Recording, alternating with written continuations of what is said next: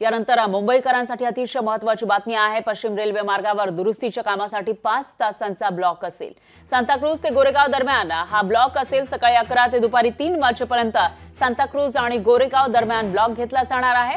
तर या ब्लॉकच्या कालावधीमध्ये फास्ट लोकल सांताक्रूज गोरेगाव दरम्यान धीम्या मार्गावर वळवण्यात येतील। वीकेंडचा प्लॅन करत असाल तर लोकलचं वेळापत्रक पाहून घराबाहेर पडा आणि मुख्यतः वेस्टर्न लाईनवर राहणारे जे मुंबईकर आहेत त्यांच्यासाठी महत्त्वाची बातमी म्हणावी लागेल, कारण गोरेगाव ते सांताक्रूज दरम्यान वेस्टर्न लाईनवर ब्लॉक असणार आहे। सकाळी 10 वाजल्यापासून ते दुपारी 3 वाजेपर्यंत हा ब्लॉक असेल। सांताक्रूज ते गोरेगाव दरम्यान ज्या फास्ट लोकल आहेत त्या धीम्या मार्गावर वळवण्यात येणार आहे। त्यामुळे वीकेंडचा तुमचा काही प्लॅन असेल, बाहेर पडायचा असेल, लोकलने प्रवास करायचा असेल तर तुम्हाला 10च्या आधी करावं लागेल किंवा 3च्या नंतर करता येईल, कारण 10 ते 3च्या दरम्यान गाड्यांच्या वेळापत्रकामध्ये बदल करण्यात आलाय। लोकशाही मराठी ऐका, पहा, जागरूक रहा।